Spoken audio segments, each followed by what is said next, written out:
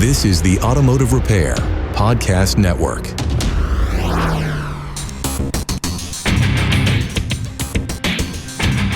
Welcome everyone to yet another episode of Diagnosing the Aftermarket A to Z. I'm Matt Fonsland. It's kind of weird to quote a movie when I'm going to talk about a movie. Yo, Adrian. That and more after a word from our sponsors, NAPA Autotech Training and Pico Technology.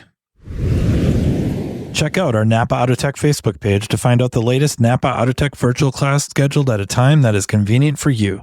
Learn from the comfort of your home. Tired of guesswork in your auto diagnostics? Need to pinpoint faults quickly and accurately? PicoScope will turn your PC into a powerful diagnostic tool. See live waveforms from sensors, injectors, and ignition systems. See the problem? Solve it faster. Visit picoauto.com. That's Pico auto.com. So my youngest son was bugging me about wanting to watch, of all movies, Rocky. I don't know where he got the idea. Honestly, I don't know where he would have seen it. I suppose maybe it's popping up on Netflix. Maybe you watched a trailer. Maybe you'd heard references to it. We do have a poster of Rocky from Rocky Balboa where he talks about nothing hits as hard as life. And that's something we talk about a fair bit, or it's part of our world, I guess.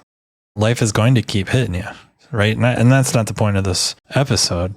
How many hits can you take and keep moving forward? And that's how winning's done. And it just speaks to a lot of things in our world. Speaking specifically of, mine and Danielle's and kids and families and all that. And I don't suspect it's a whole lot different than anyone else's. Maybe certain different hurdles, but everybody's got them, except maybe Scott Manna. Anyways, he's pressing me because he wants to watch this movie. And I'm thinking, you're 11. This is a slow-paced movie. There's not a ton of action. Not that they're totally into a lot of, quality dialogue, stuff like that. So I'm thinking he's just going to be bored to death or leave or fall asleep. But no, he watches it. We watch it together, and I've seen it before, but like a lot of times when you watch things a few times, and I've not watched Rocky that often. This is maybe, third, fourth time, maybe third. I'm not seeing it a lot. There's a scene that resonates much differently nowadays than it did when I first saw the movie. And I'm not sure I even recognized it. Got to give credit where credit's due. I was aware of thinking about it from a comedian, Louis C.K. had made reference to it in an interview he did. And so I was paying attention, and honestly, it does. It hits different. It resonates differently. And it's not, meat locker punching. It's not running up the steps, music blaring. If you've seen the movie, who won the fight? And so few people don't know. Or I should say, so few people know who won the fight. They almost assume Rocky did. He didn't win the fight. The coolest part about it is the night before, he visits the venue, he's walking around the neighborhood, now with Adrian, who becomes his wife, and he's, presumably it's very, very late or very early in the morning. He sits on the edge of the bed and he says, I can't do it. I can't beat Apollo. I'm not even in the same league as this man. Who am I kidding? Think about that. The biggest fight of your life. I can't win. I can't beat him. Unlike, I think, what we get fed a lot of nowadays, just the super supportiveness, the super optimism. Adrian doesn't respond with, oh, yes, you can. Oh, you've been training so hard. I've seen you fight. I've seen you, succeed, and you'll figure a way. You'll find a way. I just know it. And that's a lot of movies nowadays. That's a lot of shows nowadays. That's a lot of stories. That's not what she does. She doesn't blow a bunch of smoke up his tail. Some of this I'm quoting Louis C.K.'s interview. She really doesn't go overly optimistic. She asks a very reasonable question. What do we do? That's kind of cool, right? What do we do? I don't know how often that happens. Like I don't know if we ever go to our significant others or our really good friends or whatever and say something to that, a tune of something of that. Like, I don't know if I can pull this off. Oh, yes, you can. I believe in you. No. Well, then what do we do? That's pretty cool. We could do that in so many situations, professionally, privately, or socially, in our relationships. What could we do? What do we do? What could I do? What could I do to help? So that's kind of a interesting take. Not normal. I never noticed that. What do we do? It's not rah, rah, rah. Pull yourself up by your bootstraps, or, buckle down, or focus, or, your energy, if you don't think positively, you'll just, you'll bring this negative energy into your world and it'll manifest itself. Or keep telling yourself you're going to lose and it'll be just a self-fulfilling prophecy. And okay, that stuff's real, but sometimes it's not. Sometimes it's the truth. I can't do this. I won't be able to do this. I can't come out on top. What do we do? What can we do? And in the movie, he's laying there like he doesn't know. He says, I don't know. But then he starts talking like, if I can go the distance, if I can still be standing when that final bell goes off, after, is it 12 rounds? Maybe it was 15, but I think it was 12. If I can still be standing, then I'll know I'm not just this bum from the neighborhood. That will be my win. I really like that because we can set up our own successes. And I guess I don't mean that to just set the bar so low, but honestly, I guess if we're building towards something, that's kind of the advice we get, is to form realistic goals and keep building on those. I don't know how reasonable his goal was, but that was his goal. If I can do that, if I can just go the distance and be standing at the end, that'll be a big win for me. Right now I'm starting out. I struggle to bill 20 hours a week. If I can just start billing 25 hours, if I can just start billing 30 hours, what would that take? 2 more hours a day. Where can I find those 2 hours? And of course, there's got to be certain things. The work has to be there. Why aren't you billing 30 hours right now? But is it too much in your head? Overthinking things, doing things wildly inefficiently, where you have your tablet or your laptop or a printout and you're literally going step 1, go do step 1, go look at step 2, go do step 2, right? Is stuff like that. Like, is it reasonable that I can find ways to be more productive, more efficient, economy of motion? Then will this translate to an extra hour a day, 5 hours a week? I'm doing 20. Now I'm up to 25. Does that become a reasonable goal? It's achievable. It's a big win, because you're going to have to hit 25 to be able to do 30, 35, whatever's deemed reasonable or deemed the goal where you're working. What's wrong with that? Or a different goal of, I'm going to start using my oscilloscope. Like, I'm uncomfortable with it. When I finally break it out, it's with a really messed up car that we have no idea what's wrong with it. We just don't know what to do. And now we're busting out the scope, hoping it leads us to the repair. And yet I'm not using it that often. I'm not that comfortable with it. I don't feel very competent with it. And now when I need it, I may not be up to the task. So as a reasonable goal, I'm going to start using my scope. Maybe whenever I would use my voltmeter, or whenever I would use my test light, or both, I'm going to also have my scope hooked up. And I'm going to start looking at voltage first.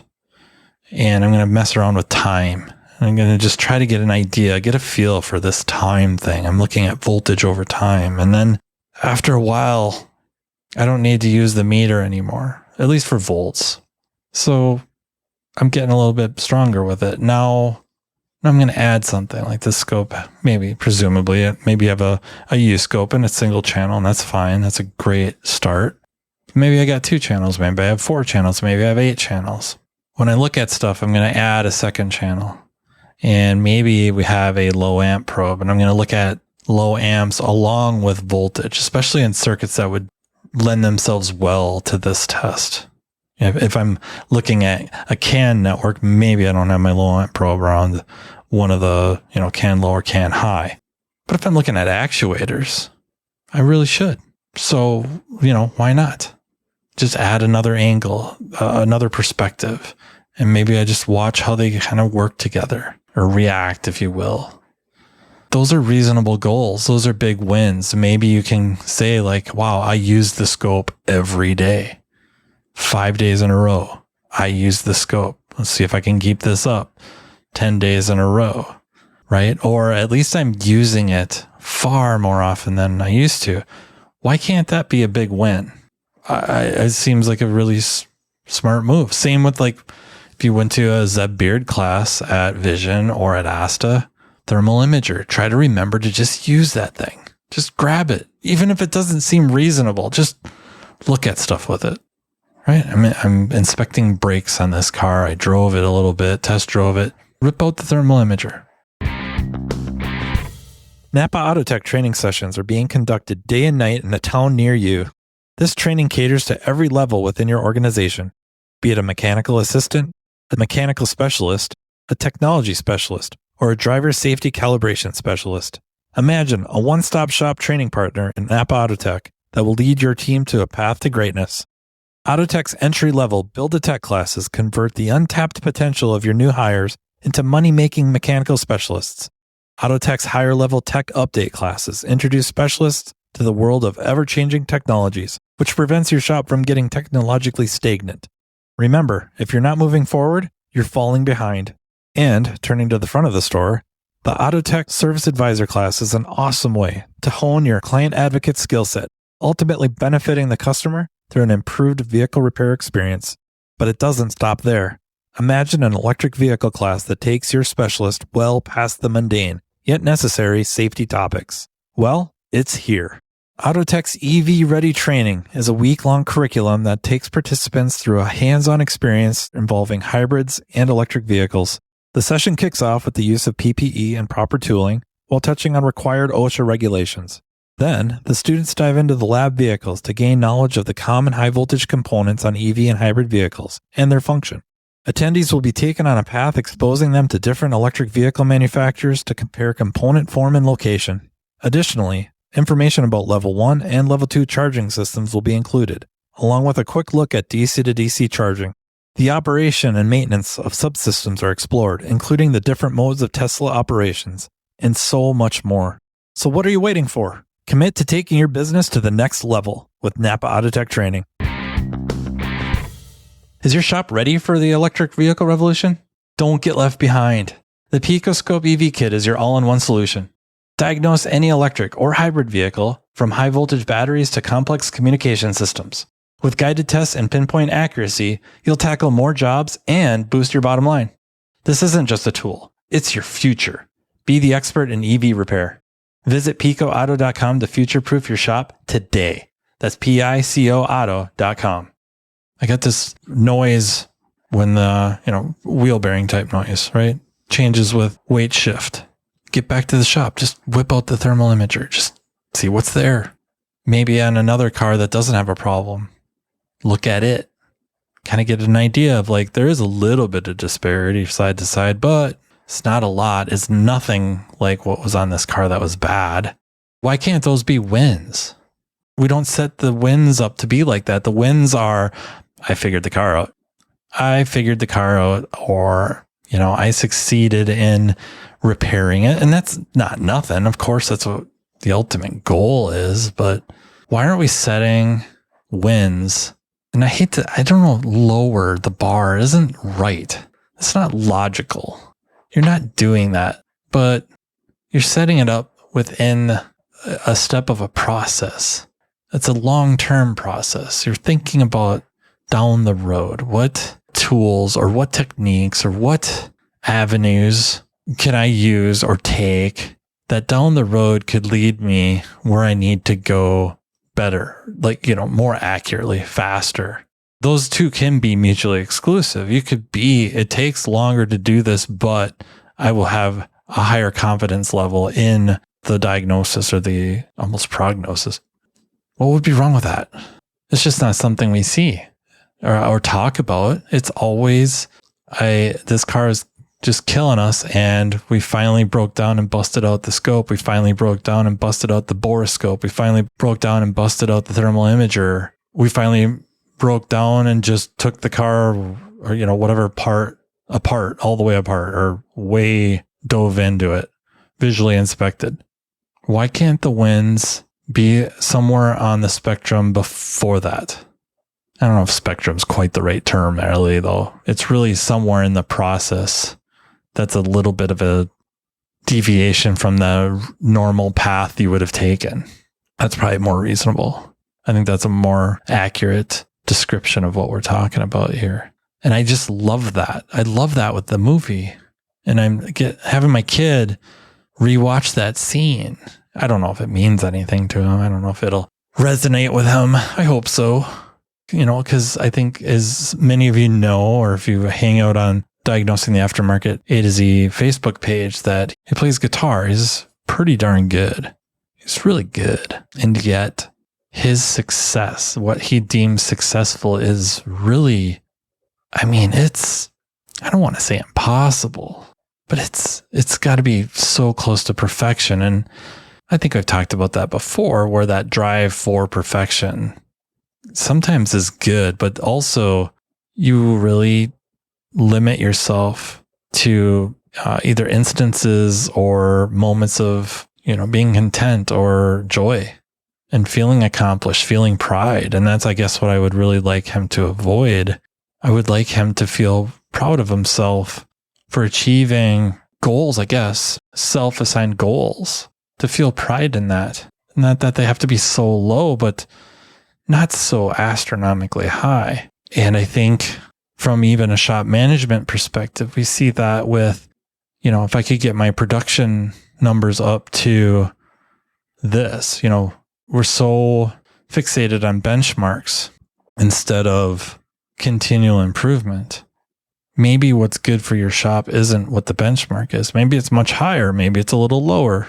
Maybe it's a lot lower, depending on what we're talking about, but getting better and having good goals. Like maybe right now, your production is about 60%. People that are there for 40 hours a week are really only billing a little over 20 hours. That's not what many would say is very good. But then why immediately is, I got to get these people up to 40. I got to get it up to 100%. So-and-so is at 125%. So-and-so is at 150%. Why not set the goal to be 25, 30 hours? Or production levels pushing past 70%. What is it going to take to get to 70? It's probably not just motivational speeches. It's probably not just threats. It's probably not a new incentive program, although the incentive program will probably temporarily work. And depending on what the program is currently, it might be semi-permanent depending. There's a lot of depends going on there with this analogy or example, to start really pushing into the potential of what the shop is. Why can't you set the goals and be very proud and feeling like you have wins, proving to yourself you're not just some bum? That's along the way to whatever's the ultimate success. To me, that's really powerful. I guess it goes a little more hand in hand with the last episode, more so than I was originally thinking it would, because I was really just kind of pumped about the message that we can define our own successes. It doesn't have to be everybody else's. It doesn't have to be Joe Blow on some social media group or even a coach. If you hire a coach, I'm guessing they're going to set goals along the way, achievable goals to work your way up, I would think. But we also get to set our own, and probably should. Hopefully that's good food for thought. And hopefully if you get bored or you're just trying to figure out what to watch some night, maybe grab Rocky and pay attention to some of the more subtle scenes, the quieter scenes, the ones without the big blaring music. even though I mean, that is inspirational and all the things. But yeah, check out Rocky. Thank you so much for listening. Thank you so much to our sponsors, NAPA Autotech Training and Pico Technology. Thank you to the Automotive Repair Podcast Network for really making this all possible. If you like these types of episodes or you want to hear other types of episodes, there's topics you'd like me to cover or you'd like to come on and talk about something with me, please don't hesitate to shoot off an email, mattfonslopodcast@gmail.com. You can also find me on Facebook. You can shoot me an instant message. A few of you have sent some very, very nice messages and emails concerning the last podcast with, I hope you're proud of yourself. And I'm proud of you. I really am. I don't mean that to be some BS statement, but I would hope you can be proud of yourself. I find I say that a lot more than other things for, to be supportive is like, I hope you're proud of yourself. And I don't mean that like my parents sometimes would say like, I hope you're proud of yourself. Genuinely, I hope that when you do something good, that you allow yourself to feel good about it. It's a good thing to learn, to be proud of yourself. And so those messages mean a lot. I'm not alone. And you're not alone. So again, thank you so much. And until next time, take care.